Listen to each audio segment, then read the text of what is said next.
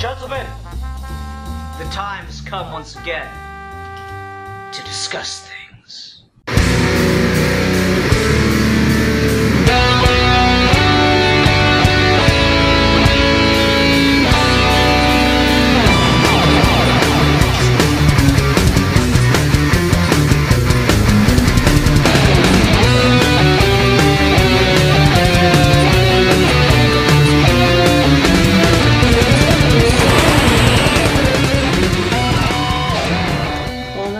Welcome to another episode of Ghouly Gentlemen Horror Month. I think this will be, let's see, this uploaded on the 24th.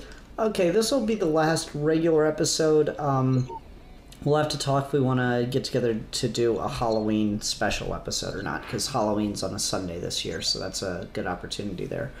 In any case, today we're reviewing a horror film picked by Mr. Steve Baxi here, and Mr. Steve Baxi picked what? I picked the 2021 James Wan original horror film that was on HBO for about 30 days before moving to theaters called Malignant. Indeed. And this is the Geeky Gentleman Civil War Chapter 1, because this is a hotly despised movie by the guy who just constantly such a pit of toxicity and just known for hating things, Mr. Alfie Taylor. I'm glad you could all join me today. Oh, jeez. Yeah? Now, that's the order of business. We've got the roll call, we've got everyone around here, full cast. I'm glad you all managed to come for this one, because now I want some resistance before I crush your hopes and dreams. I didn't want to just me being Ian, I needed some victims. So yeah, this movie annoyed me like few others have, which we'll get into. But yeah, this is certainly not a good time for me, to say the least. Oh man! Oh no! Oh, this is. I see. I knew this was gonna be fun. It's gonna be a fun time. This is interesting because Alfie has never finished watching Aquaman. He's bored by that. Alfie didn't like the Fast and the Furious films. I think Alfie just doesn't like James Wan. I was going to get into that. Because, even if I didn't know this was James Wan, 10 minutes in, I could tell this was the dude who made Aquaman. Yeah. Oh my god. Yeah. No, that's fair. Also, to be fair, James Wan did not do the Fast and Furious movies. He only did Furious 7. The rest of those are mostly done by Justin Lin. Okay, I thought he was that was his big thing. Is he executive producer on them or something? No, he only directed Furious 7. His big thing is the original Saw. Yeah, I knew Saw. Conjuring movies. Okay, for some reason I got my wires crossed and I thought he was closely attached to Fast and Furious. My bad. Yeah, I don't know. It's funny to see such vitriol from this movie because Alfie apparently despises it. Haley hated it while we were watching it. Aaron, everyone's favorite person in the world, Aaron, just talked about how garbage this movie is too, and I just sat there the whole time it's all right. It's pretty basic horror film, really. The first hour of it, I'm like, okay, so they just made fucking Halloween again, but he's got different superpowers? ? And then there's a mystery and a twist, and I guess I'm the only one here that had the experience of going to the DVD rental store and getting just crap horror movies because I just liked horror movies and I didn't care about the quality. Man, I don't know. I'll throw my hat in the ring. This movie fucking slaps. Okay. What the fuck is wrong with y'all? This movie slaps. And James, yeah, high five. James Wan is not a director that his track record is super hit and miss for me. Like, I am not the biggest fan of Aquaman. And The Conjuring, Insidious, you know, there are moments in those movies I really like. The original Saw, I think, is pretty good for the time that it came out. But, you know, really just looking at this movie on its own, I fucking stand by my initial thoughts on it, which are that it sets up a mystery, gives you the stupidest possible explanation for that mystery, but then somehow manages to make that fucking cool as shit. So, like, I don't know. I fucking love this movie. I was on board from the minute we open on some fucking Lovecraftian-ass insane asylum. I was just like, yep, I'm here for this. This is good. And that was the energy I had the whole time. I don't know.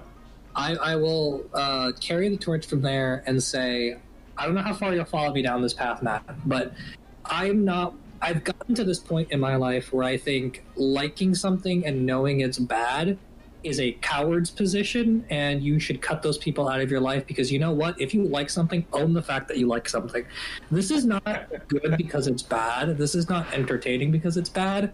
This is legitimately just a fun fucking movie, and I love it. Really fun. I also don't have the best track record with James Wan. I do like Aquaman quite a bit. I like things about Furious 7. I'll be honest, I think Furious 7 is one of the weaker ones, which I know is sacrilege in the Fast fandom, because it's the last Paul Walker one. But it is kind of bloated in my opinion, and I feel like it just doesn't do a lot with that space it gets, and it's the last time the entire cast is kind of there, so it just doesn't hit for me. I don't like Insidious. I do actually enjoy the Conjuring movies. I think the second one is a lot better than the first one is, the best in that franchise. But this movie fucking rules, and I love it so much. This is the kind of Evil Dead, Sam Raimi, Drag Me to Hell horror comedies that we don't really do anymore. I don't know where the fuck you're getting comedy from. It's a horror comedy. No, there's not a joke in this movie. It's hilarious. It's literally a horror comedy. You can look the fucking up. Like, it's a horror comedy. No. Fucking Dale and Tucker Tucker and Dale is a horror comedy. Freaky is a horror comedy. This is just a straight horror comedy. This is a horror comedy in the same way the first Evil Dead is a horror comedy. Exactly. Comedy in the same way that a fucking tree raping a girl is a horror comedy, because it's absurd in every respect, and it pushes every kind of like comfortable boundary to give you like the coolest and weirdest imagery of all time. The fucking movie opens with this dramatic zoom in of a doctor going like, we need to cut the cancer out before it flashes malignant, which is the greatest on the nose pun of all time. Like, this is a fucking comedy, bar none. Steve. It is so funny to me. And Steve.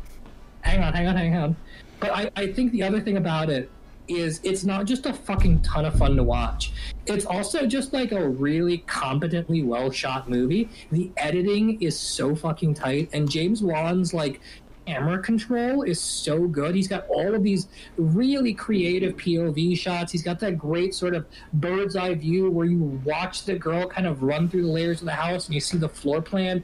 It's got these great pans and zooms where you're kind of moving from vertical to horizontal angles in really creative ways. Like, this is a massively creative movie, and so much of this was done with practical effects and animatronics, again, in the spirit of Evil Dead and Sam Raimi, which are direct influences on this movie, to the point where the woman that plays both Gabriel and the main girl did a lot of these stunts literally walking around backwards, because they choreographed it like that, and they used very limited CGI, including in that fucking fight scene in the police precinct.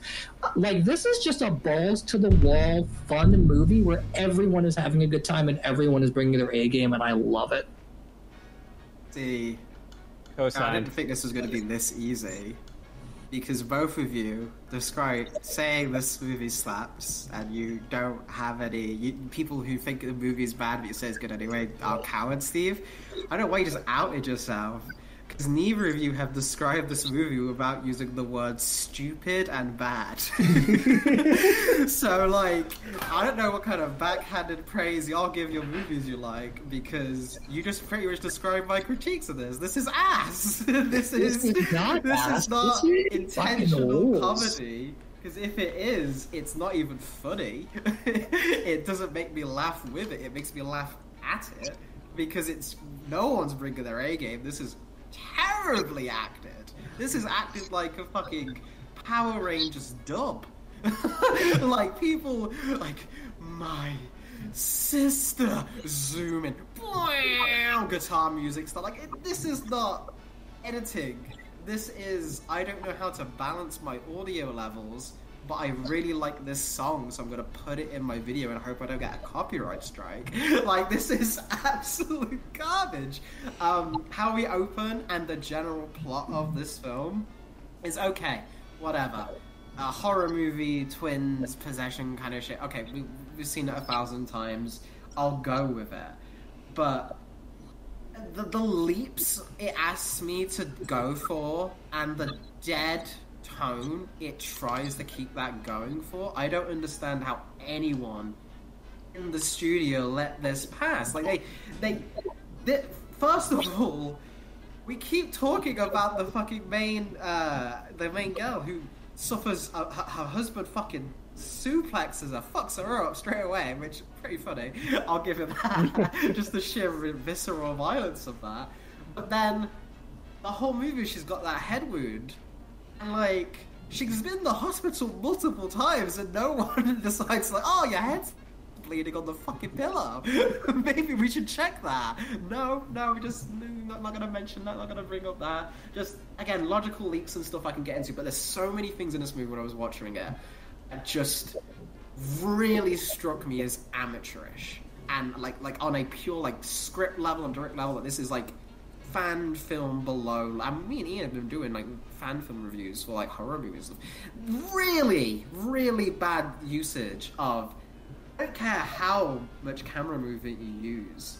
You can't show me the exact same scene of a woman being chased by the dark figure in a house and her running up the stairs and locking the door twice within a 5-minute period, and just because you shot it from a top-down view, now it's different. Fuck no, that's not how that works. That is how that works. No, I will fight back hard on that, because this is not an amateur movie. This is clearly James Wan going balls to the wall, working really hard to try and make a schlocky horror movie with all of his modern sensibilities, which again he says was his goal throughout this whole process. Like the bounds to which they go to create some of the visual gags in this movie, and the way they move and pan and zoom around, like these are legitimately really impressive and creative camera angles specifically for this kind of horror movie. And they're done super, super well, to the point where like the choreography and the editing and the camera movements matching in a way are so well done. Like this, there is nothing about like the directing of this that's amateur, even if you didn't like it. Like this is a very, very difficult movie to shoot the way he decided to shoot it, and you can't say otherwise. Okay, I just sure. want. I mean, there's nothing about the camera work in this. There's nothing about the creativity and the level of passion put into the visuals on display that is even remotely amateur. I mean, you do not get that fight scene in the precinct as an amateur. You do not get that fucking awesome. In the precinct is a better fight scene than the entirety of the MCU. You do not. You do not get that chase sequence with the cop and the killer as an amateur. That fucking setup where they're all in the house and they're trying to rule out like whether or not, you know, is Annabelle the killer or whatever, and then there's that pause and then boom, unconscious body fucking falls through the ceiling right into their laps. Like that shit is great. You do not get that kind of timing. You do not, that gag doesn't hit if you're an amateur. This is some fucking great shit. Like you can say you didn't like it, but like the actual techniques on display to make this thing connect are absolutely professional. Here's how I'll phrase it, and why I still stand by the fact it's amateurish. Because I don't like, when it comes to filmmaking, when it comes to writing, right? You have tools at your disposal, and you have tricks, and you can go as hard as you want, right? It doesn't matter if it's technically competent. because you've been able to make you've choreographed it well, you've got a great stunt team, you've got a good effects budget or whatever have you, right? You've went for the trouble of making your actress learn these things backwards. Okay, fantastic, you've done that. Amateurish is because you've gone for all of that effort and you haven't thought about, why does this matter? What is this scene for? Are we just doing this purely to show? Because that's what it looked like to me, that scene in the police station. That's like a fan film where they have a bunch of guys go and shoot zombies and it's well choreographed.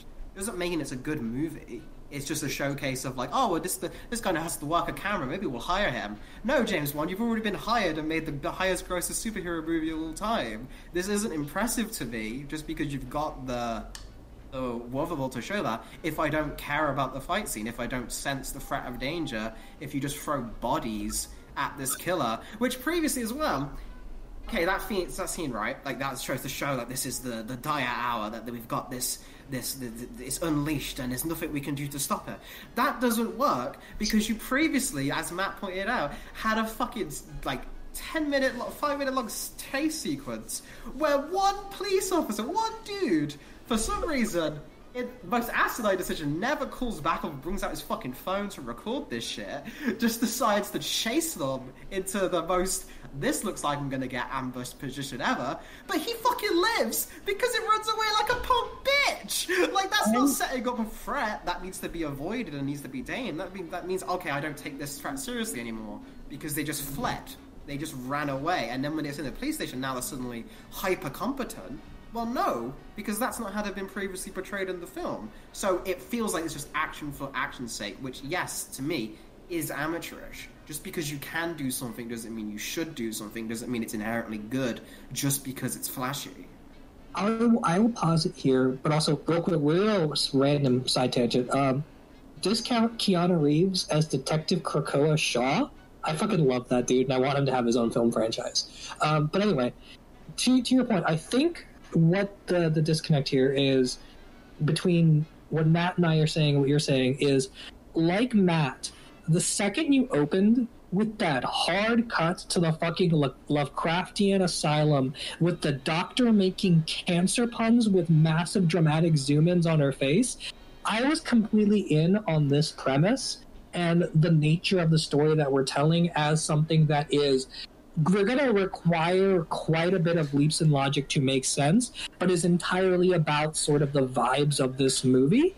It is not unlike fucking auteur master Christopher Nolan's Tenet, where that's not a particularly good movie, I don't think, but is just coasting on pure vibes and pure aesthetic. I think that's what this is. I think this is again, in that Sam Raimi spirit, this is the kind of movie that has a very sort of specific vision of how its world works, how it's directed, and how the colors work, and what the violence is like. And it is leaning into that world it's created really hard. And not since John Wick have I seen a filmmaker create a world from the ground up that's as confident in itself as that movie. Because, again, you don't have to buy into it. But if you don't, if you've granted that you don't buy into the premise because you're not enjoying it, then you're gonna start looking for these things that are absurd in it because it's an absurd world. But I think, again, what makes this work and what makes this such a well-created movie is that James Wan is able to basically create this entire universe of horror with all of these kind of bonkers action scenes and all of these over-the-top characters and this massive over-the-top violence that I think is thoroughly engaging and interesting and actually has some kind of fun developmental ideas here and there. It doesn't go out of its way to be about those ideas, but they're there, and they're there enough that once the movie was over, my friends and I were kind of discussing what exactly the personification of the malignant tumor really was. I think all of that's there, and I think in contrast to something like, say, Halloween Kills that just came out, both of those are absurdly violent movies with monstrous figures, and like one of you mentioned earlier, the first hour of this movie sort of just feels like a Halloween movie for a minute, and I think that comparison is fair because they've got very similar influences, but I think what works here and what doesn't in Halloween Kills is that Halloween Kills is gratuitous in its violence for the sake of being bloody and violent, and it kind of flies in the face of what made that world interesting in the first place. Whereas this is crafting a world from the ground up that is thoroughly original and fascinating, and such a departure from the other kind of auteur horror movies we've been getting the last few years. Like, you put this next to something like Hereditary, and it's just as well made and a completely different sensibility, in the same way that you slapped Halloween next to Evil Dead when those two movies came out. And that's part of why I love it, is that this is a tradition of filmmaking that we don't really do anymore. It's completely original. It's going so fucking hard on everyone involved with the stunt choreography and the way the animatronics are incorporated and just the nature of the monster you're fighting, that's enough to get me through anything in the movie that might be ridiculous, because it's just so much fun. I mean, I guess my thing is, but if it's not fun, then it sucks, right? And I think that's what... And it sucks, I will grant, but if you are in it for the premise, then it's a fucking wild ride, and I love it. Yeah, maybe. I mean, I just kind of like... I guess the kind of horror comedy you're talking about, I would just call, like... Maybe it's just over my head filmmaker jokes. I don't know. That stuff doesn't normally hit for me in any significant way. I just kind of took it at face value of like, yeah, they're calling him a cancer. It felt like Halloween for the first hour, so I was like immediately disinvested because Halloween sucks. And I don't know, like I didn't hate it watching it. I just didn't think it was particularly good. And then the more it went on, the more I'm like, okay, this is actually kind of clever in some ways, but then there'd be like just objectively stupid scenes. Like, you're right, it's a really well choreographed fight scene. Alfie's also right. It's fucking pointless and stupid. I'm sorry, but that part does suck. I don't know. I don't particularly care for it, but I do think Alfie's going too hard on calling it bad. But I just want to get in here real quick. I just want to be like, hey Alfie, wouldn't you rather have seen this, a creative vision fully realized on screen, than see some kind of prepackaged studio put out like competent film? How you playing me? That's the thing, right? Is like James Wan goes over and gets more famous doing the Conjuring movies than he did getting the Saw movies, because he didn't get traction as a horror director from Saw, even though he made Insidious. The Conjuring is like where he's really popular. But he does Conjuring, he gives the reins of those movies over to other people and just spearheads the quote-unquote Conjuring universe. He does Aquaman, it does absurdly well. He gets asked to do Conjuring 3, and he's like, no, I don't want to do Conjuring 3, I don't want to do another franchise, I gotta do fucking Aquaman later. So I'm just going to not make a franchise movie for a couple years, gonna go back to my original horror influences and just make a movie for me. And the movie for him is a fucking 80s animatronic driven gore fest. And I think that's honestly pretty great that a movie like this could be made in the 2000s, sandwiched between two legacy franchises that are not going anywhere. Like the fucking Conjuring 3, The Devil Made Me Do It, came out. It wasn't great. I didn't hate it, but it was very much just a by the numbers another Conjuring movie. And I like Aquaman. I think it's a fun movie, but it's also just another by the numbers horror movie. With this, you can see, I think, scene to scene, James Wan is having fun. And that fun, for me at least, is hugely infectious. And I think just the degree to which people deliver dialogue in this movie, the over-the-top zeal of it. The fucking monster takes a trophy and turns it into a fucking dagger. Like, it's just so ridiculous. Who the fuck gives a goddamn dagger away as a prize for medical science? This is a good question. And also, how the fuck did that lady continue to have a career as a doctor when they had evidence of a supernaturally intelligent fucking conjoined twin? She's like, nah, fucking kill it. Like, just how the fuck did she go on to have a promising career after that? In the same way fucking Dr. Loomis had a promising career. I don't know. But, like, that's the thing, you know? Like, it's a movie that is ridiculous. And I disagree with what Alfie said earlier. Calling it ridiculous and calling it stupid while calling it good are not mutually exclusive things, because it is a stupid premise, and it owns the stupid premise, and it does it in a really competent technical way while throwing in just fun scene after fun scene. Like the Krakoa Shaw fucking chasing this dude through the streets for like a good 10 minutes and not giving up. It's fucking hilarious to me, and I love it. Yeah, I mean, I do want to hit on that because I feel like that's exactly right. Whereas this feels like a movie James Wan like was just fucking desperate to make. Like, he wanted to make this movie where he has this wacky as shit premise that will let him string together almost just these little mini horror movies. Like, every time our lead character is transported to one of these scenes where Gabriel is attacking or kidnapping someone else, you get these great little self-contained horror scenes, like that one in the like the historical center mine thing where she's kind of running and the darkness is just encroaching and she turns it on and there's nothing there. Like, just these classic little setups, the way that they transition from her perspective into the perspective of, okay, now we're somewhere else where Gabriel is doing something. It's like this wacky as shit setup all to get to this film where he can connect all these just fun little horror vignettes, and he has the technical competency to pull it off and just kind of bring you along for the ride.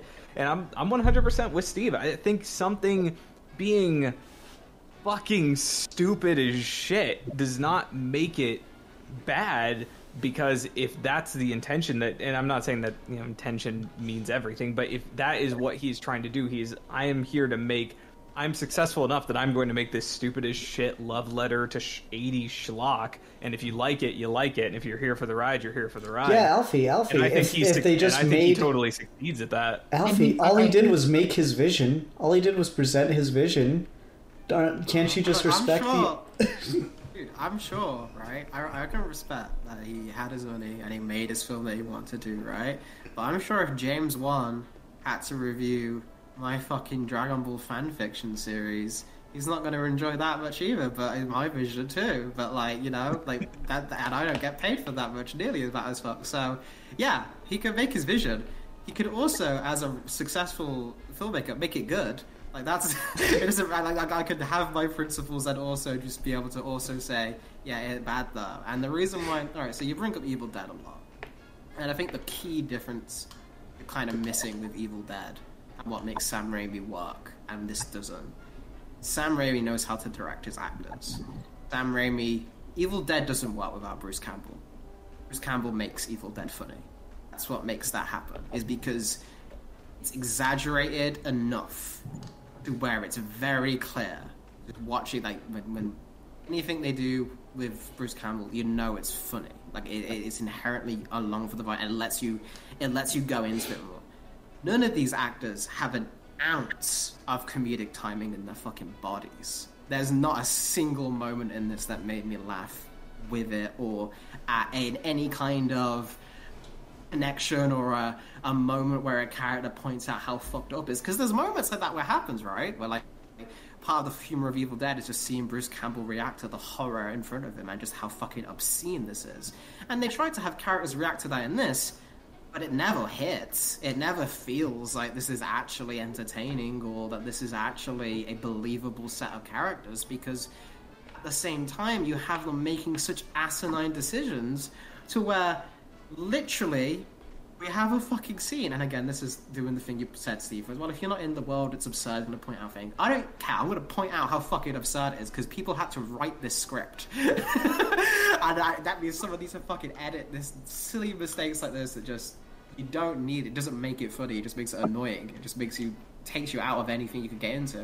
So you have a scene. You literally, like you said, very long, unnecessary chase sequence where detective clearly interacts with fucking Spider-Man jumping down the fucking landing, runs across all these things.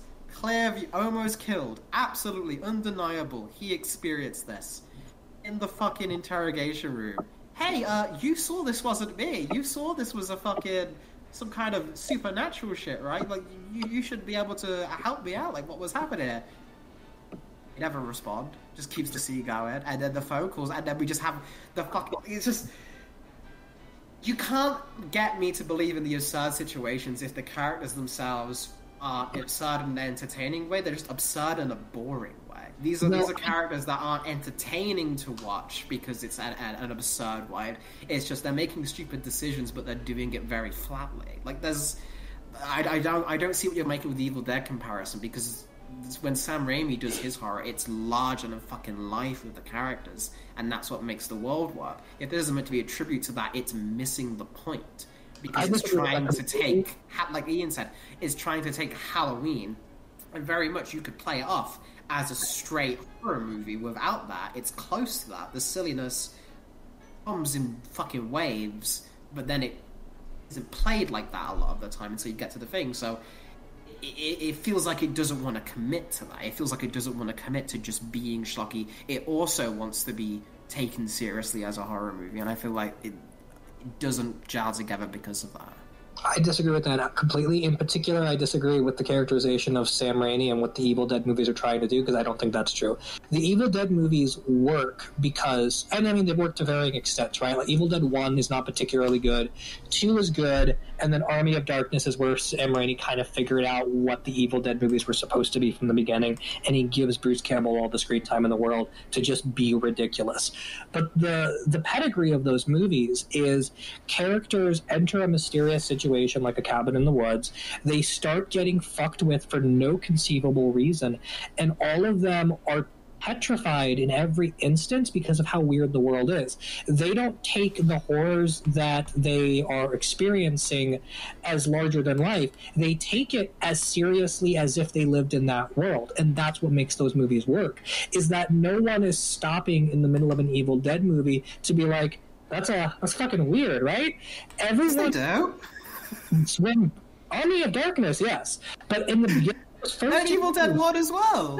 No, Evil Dead 1 is a straight-up horror movie that is funny, but is not trying to be funny. Evil Dead 2 is when they start actually playing up the comedy, and then Army of Darkness is entirely just the Bruce Campbell show, which is what it should have been from the very beginning. But the Sam Raimi trick that made those movies work is that the characters engage with the danger like it's actual danger, and the danger is ridiculous, which is why it's funny. This is that. All of these characters are not questioning the logical consistency and whether or not any of this is possible. Someone says, yeah, you've got an evil twin growing out of the back of your head and it's controlling your mind. And Sydney, the sister's just like, yeah, okay, let's work this shit out. No one questions this premise. They are in it and they are committed 100%, which is what makes those Sam Raimi movies work. That's what makes Drag Me to Hell work. Drag Me to Hell is that banker who, like, initially doesn't believe that she's been cursed, but the second that shit starts up, she takes it seriously 100%, and she is on that redemptive track trying to fix the curse for the whole rest of the movie. She doesn't question whether or not it's possible. She sees the consequences and she owns it. And that is exactly this kind of movie, is it's the kind of movie where everyone is in it for the world, everyone gets scientific explanations thrown at them and they don't question it. They just say, okay, this is what's happening, well, this is what we're going to do about it. And like Matt said, it's all just a device to get to gags, which is, again, what Evil Dead was doing. There is no reason why the girl ended up leaving the cabin and then being attacked by the rape tree, but it happens, and it happens for comedic effect. In the same way, most of the scenes in this movie operate, where there's not a whole lot of reason, per se, for why one transition is leading into the next, but each individual moment of horror and scare is done so well and is just entertaining in its own right that I don't care about any of that stuff, because every actor in this movie is owning this world.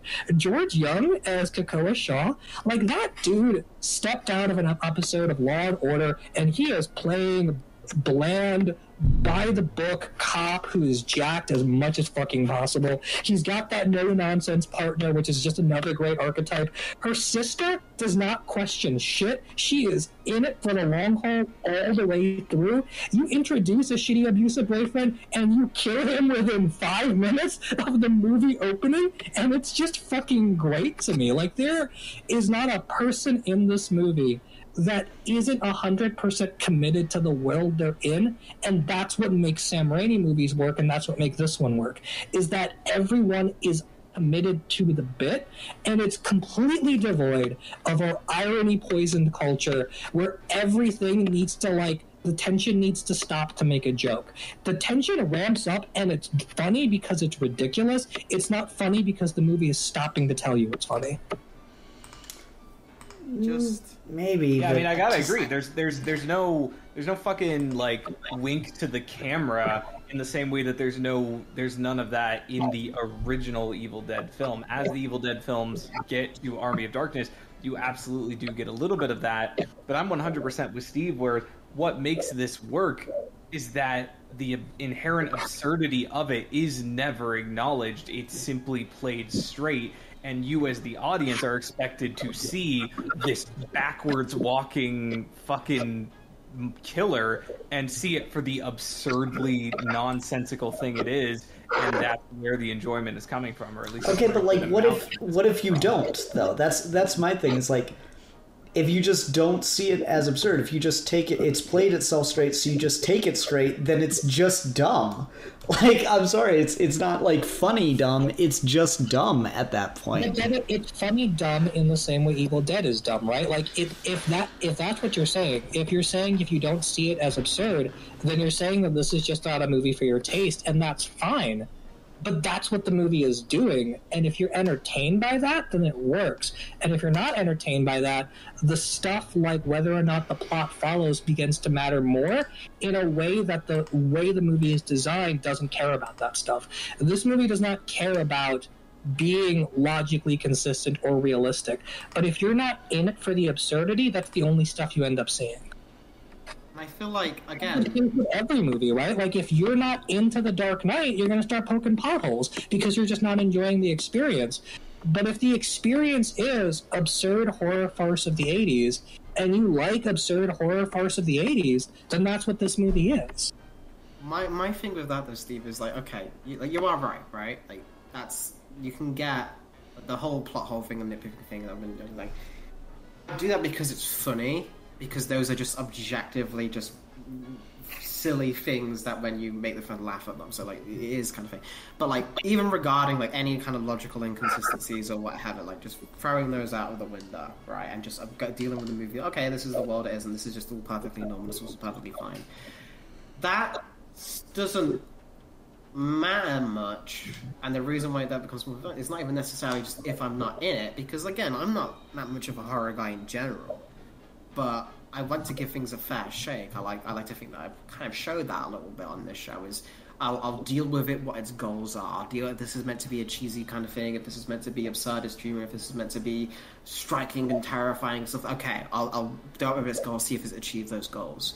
To me, I'm not even talking from, obviously there's a little bit of personal bias just inherently, but just as a writer, just as a thing, you can't get away with just having a, okay, it's so awful to say this with writing rules, but I don't know, I think there kind of is with this at least. You can't just have a, like, segment of scenes that just happen and there's no reason to care about the characters involved, and you're not supposed to take the world itself too seriously, and the threat itself is meant to be absurdist. So what am I here for? Am I here for the characters? No, because the characters aren't. Because it's not that. It's not that you aren't supposed to take the characters seriously. The characters are committed to this. You do care about the characters. The whole movie. Why though? All right, Steve. Okay. Give me one personality trait about any of these people. What is one of their wants and likes and dislikes, please?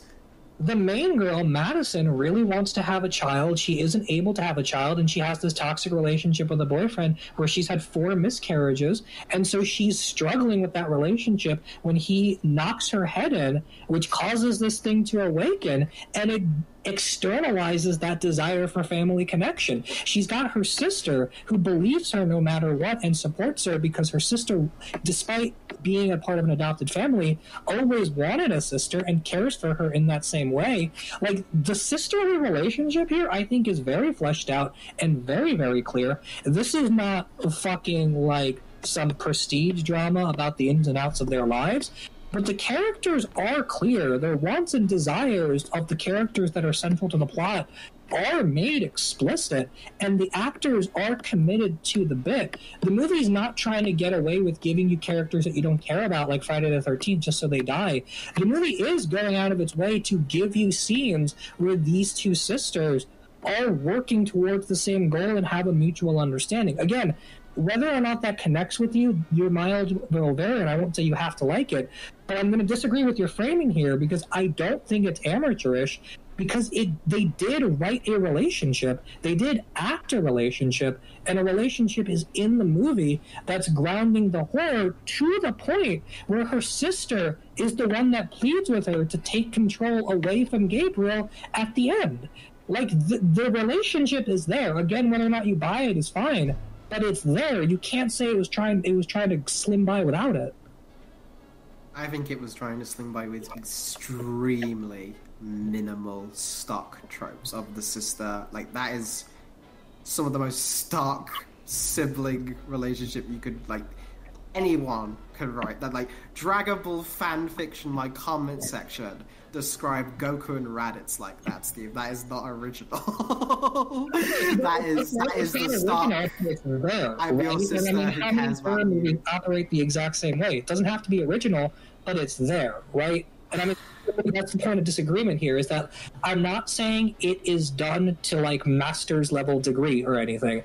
I'm just saying the way you're framing the problem of the writing isn't actually the problem. The problem isn't that the relationship doesn't exist. The problem might be, sure, that the relationship is not original enough for you to personally care. It might be that the absurdity of the tension undercuts the relationship that is there. Those are valid experiential things to relate to. But I don't think you can say in good faith that the writers of the movie didn't create a relationship on screen to make you care about this stuff, because they absolutely did. Again, it might just be from bad faith, like you're saying, but I don't know, man. It's one of those things where I really feel like there's not, like, because again, this is like a horror movie trope, right? Of, like, the sibling or the best friend. Like, I watched Scream a little bit recently, and it's the same. You got the friend trope who's there to confide in and talk about with dialogue, but do they talk about, like, anyway, I'm going too much into just how much it was written, but yes, it exists. But for a film to be good, I do sometimes need more than just existing. Excellent action and really well-directed scenes throughout that expand on the relationship, because it's a visual medium, and James Wan going ham with the camera supplements the stuff that isn't there in writing because it's a movie, and you're supposed to be in the world. Maybe that's it, man. It's just visual flair can only go so much if the writing isn't there for me. Like, it really just, I don't, if I'm not emotionally in the action, I just can't. That you brought up, like, John Wick, right? Of John Wick building up the world. John Wick is a fucking masterclass of how, in a very short amount of time, with, again, very archetypal, not exactly the groundbreaking tropes, right? But doing it in a way and performed it in a way and shot in a way and paced in a way that makes you inherently into the action and is for why you care that John Wick is doing these things.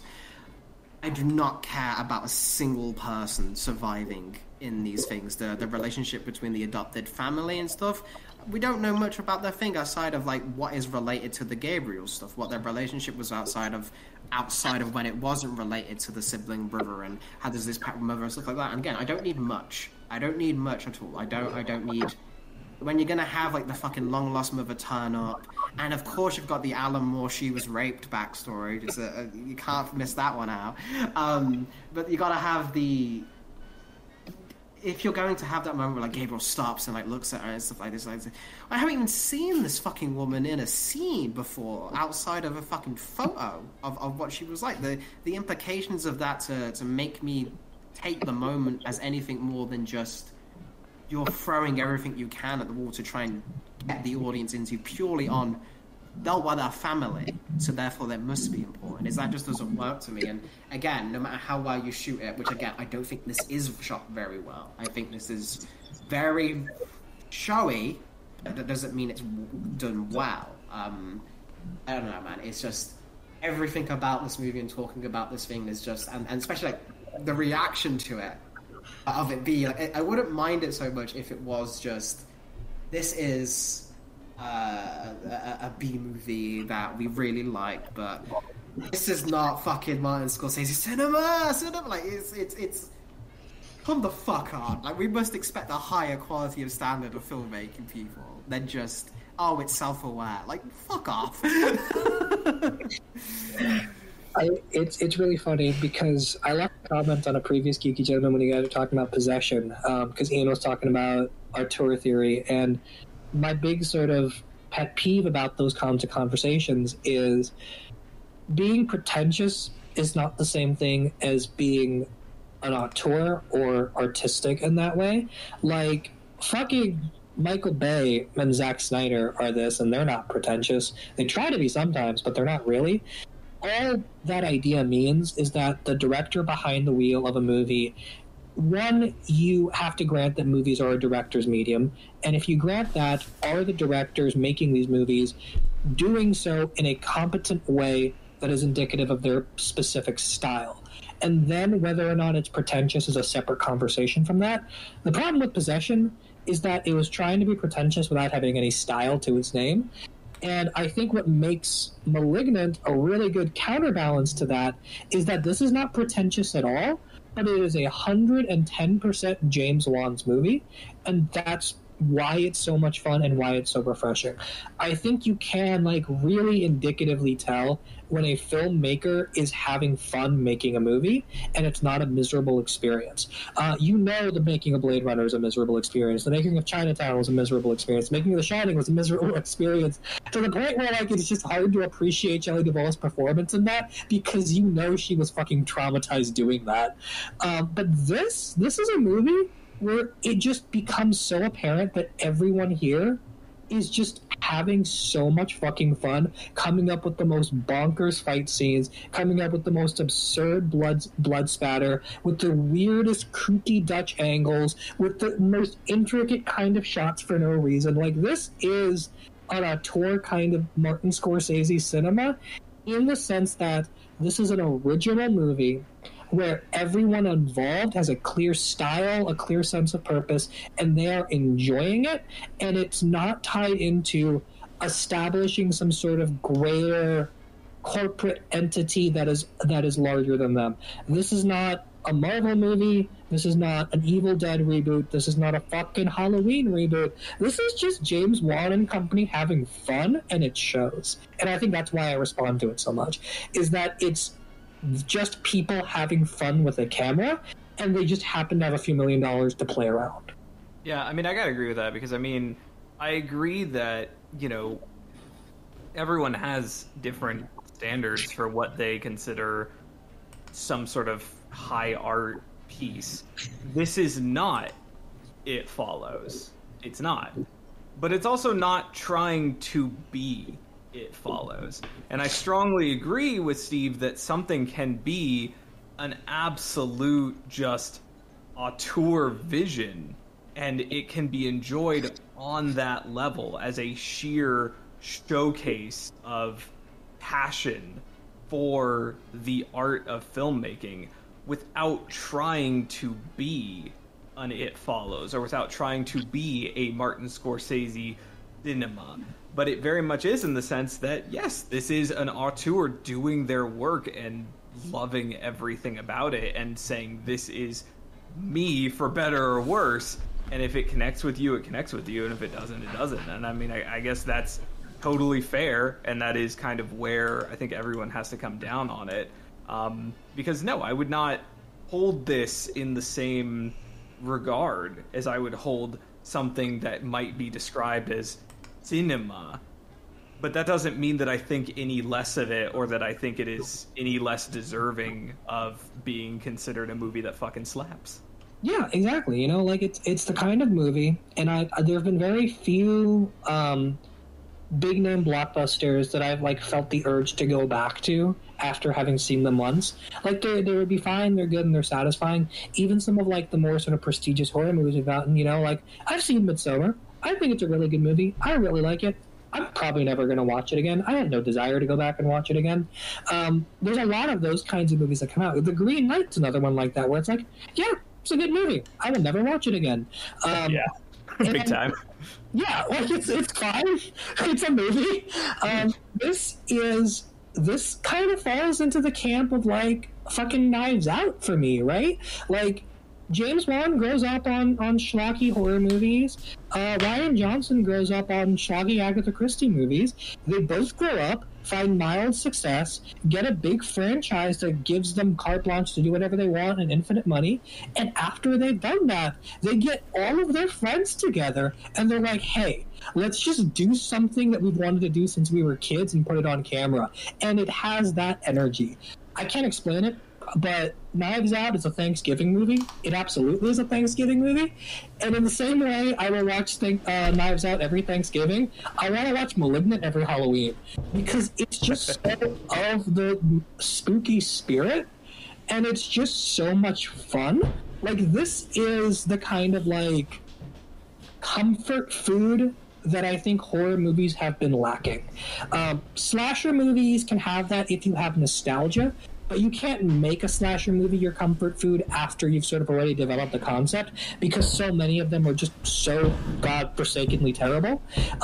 Especially, I love Halloween. Halloween's great, but those are not good movies, and I only love them as much as I do because I grew up on them.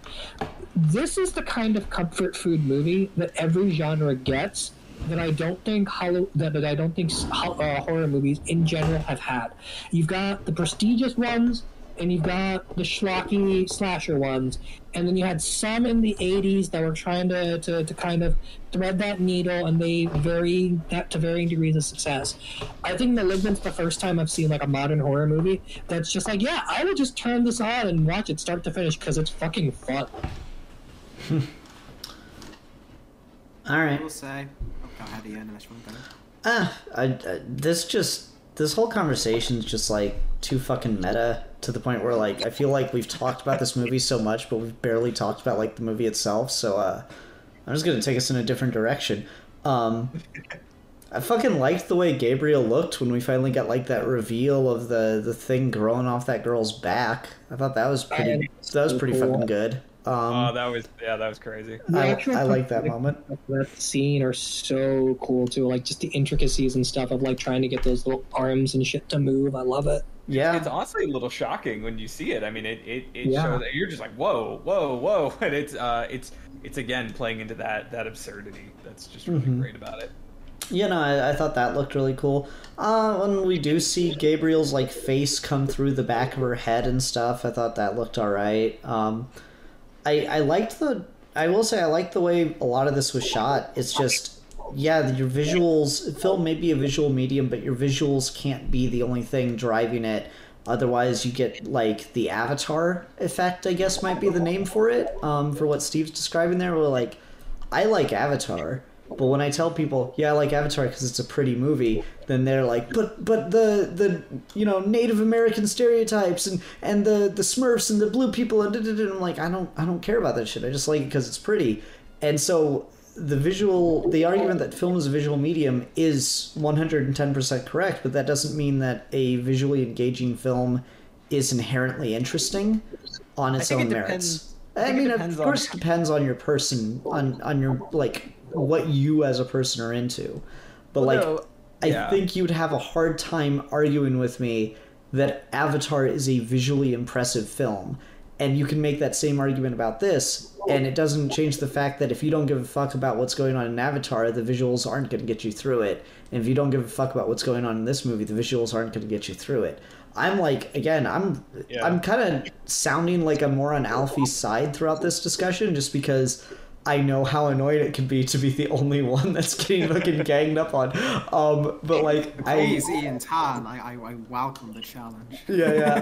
No, I just like I do enjoy things about this movie, but again, the thing I'm reminded most of is like going to Family Video and renting just any horror movie because I like horror movies and watching those. And it doesn't mean that like I thought those were good or anything. It just they were enjoyable in the way that, you know, just something to have on as noise is enjoyable.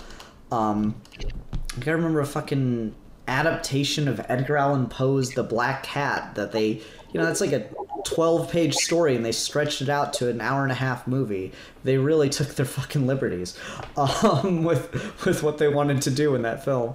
So just, you know, shit like that. I kind of just saw it on that regard, and so if someone told me that it's good because it looked cool and stuff, I'd be like, yeah, it looks pretty cool. I don't think I could fight you on the visuals.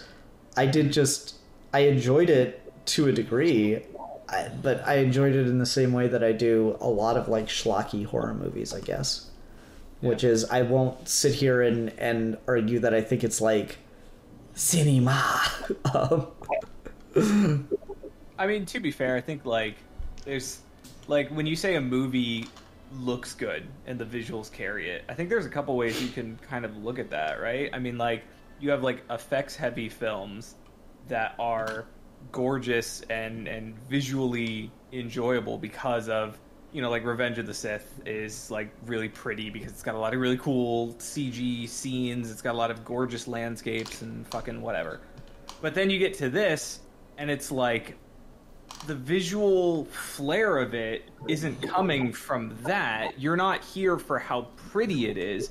You're here for all these kind of wacky ass transitions. You're here for all this crazy camera tomfuckery. You're here for every time she sees a new murder victim, how are we transitioning from where she is to that murder happening? When she opens the fucking washer door and now it's the victim like screaming from the other side of the washer door, things like that. Like there's a lot of creativity on display in the camera work before it's like pretty, and maybe that just jives with me more. I don't know. I agree with that, and I think part of the hang up there too is because of just the nature of our language. When we want to talk about anything, we kind of have to section it off as its own category. The visuals are doing this, the effects are doing that, the actors are doing this. But in reality, when you're making something like this, all of that stuff has to be working together. And so it's not a pretty movie because the effects are overlaid on top of subpar writing. It's that there has to be a level of integration where the writing, the set design, the effects teams are all talking to each other, and that sort of connective work is what's making this stuff work. Part of the reason Zack Snyder movies don't work, I don't think, is that he relies really heavily on the film is a pretty thing to the detriment of the writing, where he's not writing subdued enough for the visuals to carry the movie, because what the characters are saying and what people are showing on screen have a tendency to fight each other instead of working in unison. Avatar does a similar thing where like it's a effects heavy movie and everything around the production of the movie is geared towards the effects, and James Cameron really tries to kind of channel the action movie director mentality of there are realistic camera movements created through CGI to help kind of ground the action in POV. But the problem is that I don't think the technology was good enough for what he was trying to do with those filmmaking techniques. So the thing kind of falls flat for me, and it doesn't get very memorable. The action scenes are trying to be really dynamic, but still end up feeling kind of bland to me in the same way the Jurassic World movies do, because in those movies there is no POV for the action. In this, the kind of staging you have to do to set up a room so that she can transition from walking into her bathroom to being in the bedroom of that guy before Gabriel shows up and kills her. The kind of lighting that they use to indicate the sort of blueness of her place versus the like bright red when Gabriel takes over. Like there's so much just like trust in every department of how this movie is supposed to work that I think it just elevates it to the degree that, like, the main girl, I think her name is Madison. Madison and Gabriel have a different actress, and the actress that does the physical performance for Gabriel is capable of doing all of those stunts. But the movie does a really, really good job, I think, of seamlessly transitioning between those two perspectives, especially when you know it's already her. And I think just the level of, like, of choreography you'd have to do to let her go around and do these massive fight scenes that get enhanced with some CGI, but are also in service to trying to do these massive scaling camera movements. Like, you have to pick a very specific location, you have to set the desks apart a specific way. I think there's a lot of, like, team effort on display of, like, this is not James Wan just being like, I want to shoot the scene this way. This is James Wan saying, I want the scene to look like this. What does everyone else in the room have to do so that this scene is possible to shoot? I mean, I guess that's just... Synergy really works here, and that's hard to pull off, even in movies where those kinds of things are fighting each other, like Avatar. See, I just disagree with that, because to me, what you just described is competent filmmaking. Right, exactly, because it's a competent film. Yeah, I mean, but that's like... what... That's your C+, or that's your C- even. Like, yes, you made a competent film that isn't like laughable. Like, I don't really think that's like taking home. I say that, but like the sheer number of movies that can't even do this. Like, James Wan's also a really good example of this. The sheer number of James Wan movies that don't do this is astronomical. Like, it's a competent film. And you would think the competent is the average. But making a competent film is really, really hard, let alone making a competent film in a way that's exceptionally creative. This is a really, really creative movie where everyone is competently doing their job, and that's why it's great. It's not an average movie. This is I want to do something really cool, and everyone has to be good at their job to do it. And that's hard to pull off. Like, you can describe Mad Max Fury Road in the same way. That's a very competent movie, and that could make it C+ average, but it's exceptionally creative, which is why the competency shows. It's like lettering in comics. You notice the creativity, and it works because it's competent, but you miss it if you're not looking for like what makes it stand out. I don't know. That argument doesn't get much mileage for me. I don't know. I feel like the bare minimum is Zack Snyder shooting people in his backyard and filling in the rest with CG. Like, fucking, that's the bare ass minimum to get your C+. No, because that was an incompetent film. Again, that's not even a film. Oh yeah. All right, well, I'll give you that. It is very hard to do all of that, as this film adequately demonstrates that these are the mistakes you should avoid, because it is clearly James Wan found this very hard to make a competent film. He didn't quite live up to it. But hey, C- is tough to get sometimes, especially after Aquaman. But like, I'll agree with you 100%. I mean, I know, right? Like C+ is hard to get, right? But like, at the very least, it's not the D- of Rise of Skywalker. Oof. Man, Ooh, shots fired. Of these... I'm just going to talk about the bad film we're talking about. Y'all can keep bringing in other examples, but I'm just going to use the material in front of me because I'm actually competent about talking about these things. Anyway. Guys, I think Geeky Gentleman's over. I do, just to give you guys some thing about this, because I know I've just been a little salty bitch. The thing I will give it for sure is this is, and I said this at the start, is this is without a doubt a James Wan film. Is like very quickly, it's like this is the dude who made Aquaman. Like the fucking fight scene at the start of Aquaman with Arthur's mother is basically like almost 1-to-1 with many scenes in this. And it's not even the same choreography, but it's the same style, right? It's the same rotating camera, 360 view as well, the action, and not cutting away from it, just showing the actor moving. And again, that's a very distinct flair for James Wan to have as a filmmaker, and it's good that they can do that. And I do think as well, it is important to have the filmmaking industry be a place where you get to express creativity and you get to do these kind of things. This is also a movie that if I was not reviewing it for Geeky Gentleman, I would have never watched it in my life. And having to sit through a film for review colours your perspective of otherwise you might have turned it off earlier and just not carried on watching it, right? But given all of that, I still fundamentally believe this is a bad film from a writing standpoint, from a music... I just want to take it, but the score in this film is atrocious. Oh, no. Sound mixing in this is some of the worst sound mixing I've seen in a motion picture, or heard, I guess. It's done like the fucking Bruce Falconer score. People can't speak. No. Movie so much you forgot what words mean. No. Oh, Steve, this has blown out your eardrums because every time there's a revelation, they have to add a fucking choir screech. I will chime in on Alfie a bit there because I have a unique perspective for watching films, and so I've become very aware of sound mixing ever since Leo was born, and I have to try to watch a movie and have the volume at a level where I don't wake her up.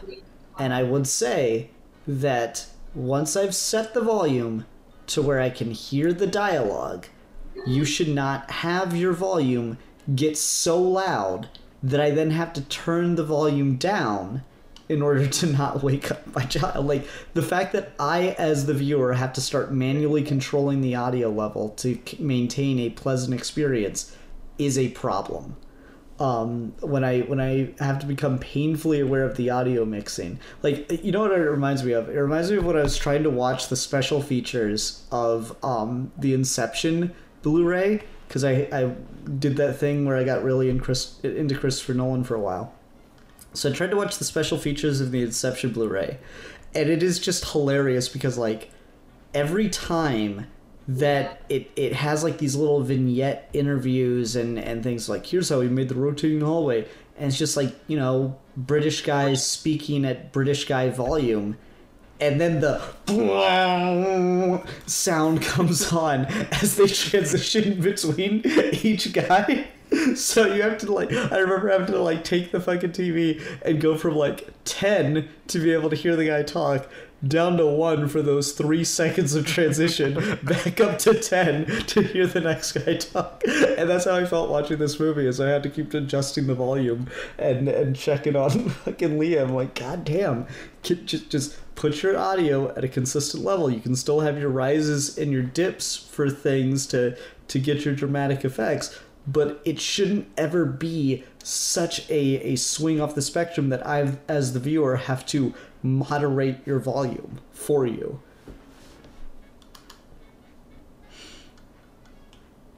So it sucks. I feel like the sound mixing is interesting because, like, I understand how sound mixing is supposed to work on a technical level, but never in my life have I ever watched a movie where I didn't have to adjust the sound throughout, unless I stopped giving a shit. It kind of, yeah. When you live alone, but, like, I don't think I've ever in my life watched a movie where I didn't have to mess with the sound. So you kind of have to, like, the thing with that, and I say this as someone who minored in recording technology, the problem is that the way that people mix these films, they're not experiencing it in the same sonic environment or with the same tools that you are experiencing it. So the mix that they do with their professional fucking speakers in their sound environments in their studios, that's not the experience that you have with your shitty fucking TV speakers in your living room that you can't control the audio for shit. And obviously, I mean, you might have a surround sound, I don't know, but I'm just saying that in a lot of situations, that can cause a lot of issues because you're listening to it in a different environment than they were when they mixed it. I mean, and sure, that and we've can talked about that a billion times of like the advice I always give on fan film reviews is, hey, fan filmmakers, don't do your final audio levels with headphones in because it drastically changes the tone. But still, there is a set level that your sound is at, and you should be able to enjoy the thing once you find that correct level. You shouldn't have to be experiencing the point where you're pulled out of the experience of the film to change the volume. And Steve, I'm sorry that you've never been able to watch a movie properly, apparently, but trust me, it's a good experience when you set your volume and then you're done. I mean, again, I think it goes to Matt's point where, like, it just depends on your equipment. Like, I've had surround sound, I have nice TVs, but, like, honestly, like, part of the problem is streaming services and how some of these movies are released when, like, the ads are different from the movie you're watching, or the movie is a really old recording versus a really modern one, or the fact that TVs themselves have different settings for music versus clear voice, and then if soundbar that yet still has a different one. So again, like, I've never ever in my life seen a movie at home where I didn't have the remote in my hand and messed with the sound just based on the scenes I was in, and they were competently mixed films. I don't think I had any more issue with the sound in this movie than I had with anything else ever. There are plenty of times where a movie has background score that drowns out the dialogue, or the dialogue, it requires me to, like, excessively raise the volume because it's just not heard well, or when you have that annoying effect where the subtitles tip you off to a sound that you didn't actually hear. And I didn't have any of those problems with this movie. So by that standard, I feel like the sound mixing is fine. I guess. I don't know. Again, I'm more middle of the road, and I didn't think it was, like, horrendous, but I did notice, like, I had to keep changing shit, and that always bothers me when I have to do that. I don't know. I haven't... So, like, I tried to watch this again today, but I just unfortunately wasn't able to get around to it, so I haven't seen this since it left HBO Max, and I don't remember having any issues with sound, but, like, for someone who likes music a lot, score is always, like, one of the last fucking things I notice about movies, and I don't know why that is. So I don't have anything competent or anything to say about the score. I almost treat score and sound design like effects. Like, I don't know. I don't fucking notice them until they're bad. Then I'm just like, oh, that's shit. But I didn't have that experience here, but I don't remember it being memorably good, so I guess I just have nothing to say about the score. One last thing out of left field here for this one is just that the poster with the eyeball and, like, the letter coming down like a sword fucking rocks. It's a great poster. It is a good poster. Meh. About the sound thing again, that was outside of just the technical things, which I didn't think was a problem, but just I think music is a very strong tool for horror, and I think it can be very effective, and that being lacking as well as with everything else for me just didn't help the case, so I just wanted to be kind of comprehensive, but literally nothing about this film worked for me, which is a rare occasion, which is probably why it got a more reaction from me, because even the music, which the horror movies normally do, even the bad ones can have some good themes, but yeah, this doesn't do anything like that for me. Outside of Alfie absolutely annihilating you beta cooks, do we have any other places we want to go with this? No, I think I'm good. It's real good. Yeah, I'm good. I am struggling to recall the last time we had something that was, like, so polarizing. Like we've certainly had disagreements, but I don't recall the last time we had something where, like, someone just vehemently hated it and someone else vehemently loved it. And I don't know that we will again until we do Rise of Skywalker. Never. I'm not picking Joker at some point. I don't know what anyone thinks on that movie. Still haven't watched it. Oh man, he's that guy. Joaquin Phoenix Joker. I've never seen it. It's pretty good. Same. Anyway, all right. Well, I think that wraps us. We'll go ahead and go on to ratings. I'll go first, and I will give this 2.5 out of 5 videotapes that conveniently have not been destroyed due to aging, nor have been stolen due to looting, that perfectly describe the entire plot. Yeah. Okay. Also, wait, hold on. I'm sorry. We'll continue ratings in a second. I want to do this one. So I really want to speculate like what the legal ramifications for this woman are after the events of this film. Like, is she going to jail for all those murders at the police station and the ones previous? My friends and I were talking about that after the movie. It's very unclear as to what exactly you do, but you do have to restrain her on some level. I know, like I'm legitimately curious, like what the fuck they're gonna do about this. Which is like, no, it wasn't me. It was my conjoined twin. Like, yeah, there's like a whole fucking legal issue.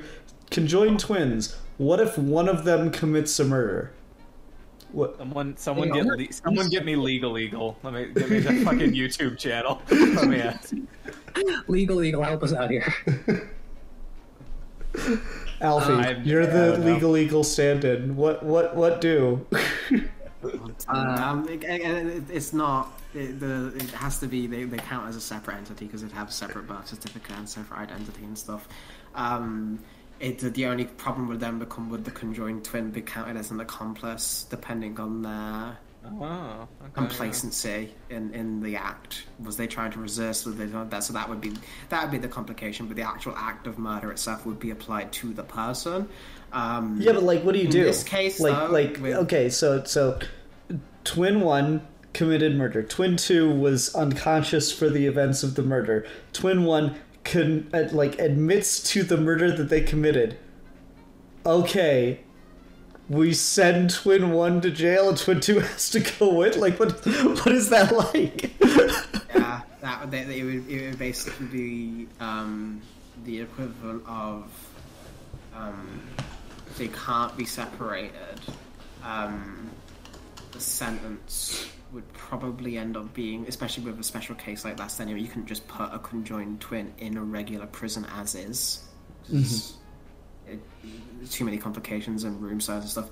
So they'd probably be under something closer to like a house arrest or a monitored security or something like that. And in that case, where the twin would have all the rights that they can.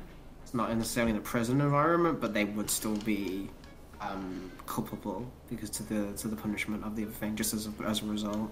Okay. Just curious. All right, thank you. It's okay, but yeah, this film doesn't make any fucking sense though, because again, for fucking some reason, they know for fucking sure this is some supernatural shit, and yet this isn't like number one news story, not fucking of the year. Like, no, there's no fucking reporters around. There's no police watch. They don't. Well, I mean, in all fairness, they don't have time for that. The events of this film happen pretty quickly, one right after the other. It don't take that long. 5 fucking minutes. Anyway, but yeah, that's okay. Alfie, why don't you go ahead and give your rating? I'm sure it's going to be like a 5 out of 5, right? Yeah. I'm gonna give this 0 out of 5 head concussions. I don't remember anything. And Jesus Christ, I was talking to Aaron about, but I think they just hired an actress who had like 5-inch thick skull for the amount of head wound punishment she'd have to take to film this fucking movie that no one commented. I'm done boxing, man. You don't go to sleep after you've had a fucking concussion while pregnant. The fucking twin didn't kill the baby. You did. That's fucking. You don't do that shit. Anyway. Matt, how about you? What's your rating of Malignant? Well, after talking about it, I can concede certain things for sure. So I'm willing to go for. I think I'm landing on like a 4 out of 5 pointy trophy knives. I can certainly agree that. Hey, Steve, I think you're echoing really bad. Oh, my bad. You good? Yeah, I mean, I don't know that the main character. I don't think the main character is non-existent as a character and as a what am I trying to say here? I don't find the main character herself to be overly compelling or overly interesting just as a character that we are following through the movie, but I at least understand kind of the emotional journey that they're going for with her and blah, blah, blah, blah, blah. So I'll probably give it a 4 out of 5 for me, I would say. 4 out of 5 what? Pointy trophies. Oh, 4 out of 5 okay. Pointy knife trophies. My bad, I missed that part. Yeah, you good. All right, Steve, moment of truth. All right. We didn't really get into any of the stuff that I particularly had problem with, just because I was kind of championing this as an artistic vision all the way through. I did think it kind of runs just a little bit long. I feel like the sequence where the sister goes to investigate the old files and stuff, the relevant plot information, but I feel like that scene kind of like happens for an elongated period of time and then just like snaps back to the present plot with a weird cut, and that was weird to me. I feel like you could have trimmed this by at least 15 minutes or so in that way. But aside from that, I would give this a 4 out of 5 cancer puns. I thought this was great. It's a really original horror movie. It's ridiculously fun. It's got really great, unique visuals. It's the kind of like comfort food horror movie that is sorely missing in the genre, and it's just a competently made movie for fun that isn't some fucking bullshit blockbuster Disney IP, and I'm here for it. All right. Well, I guess that'll do it for this week's episode. Like I said, so this one goes up on the 24th. That means the next regular episode would be the 31st, and we'd be recording for that one anyway. So we'll need a Halloween discussion topic. Does anyone have anything off the top of their head?